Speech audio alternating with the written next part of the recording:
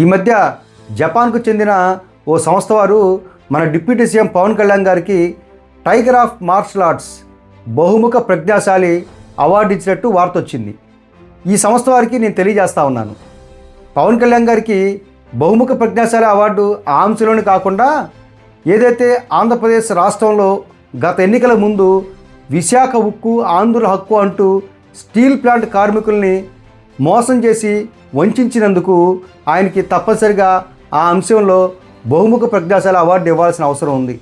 అలాగే ఎన్నికలకు ముందు సుగాలి ప్రీతి మరణాన్ని తన రాజకీయ అవసరాలకు వాడుకొని ఎన్నికల అనంతరం సుగాలి ప్రీతి తల్లిదండ్రుల్ని అర్ధంతరంగా వదిలేసి వాళ్ళని ఘోరంగా మోసం చేసినందుకు ఆయనకి బహుముఖ ప్రజ్ఞాశాలి అవార్డు ఇవ్వాల్సిందే.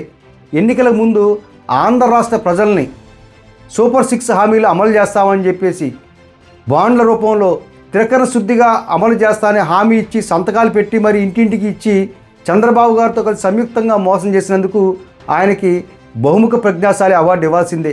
కాబట్టి మా ఈ వినతిని ఆ జపాన్ సంస్థ వారు పరిగణలో తీసుకొని ఆ అంశాల్లో ఆంధ్ర రాష్ట్ర ప్రజల్ని ఘోరంగా మోసం చేసినందుకు డిప్యూటీ సీఎం పవన్ కళ్యాణ్ గారికి బహుముఖ ప్రజ్ఞాశాలి అవార్డు ఇవ్వాల్సిందిగా కోరుతా ఉన్నాను.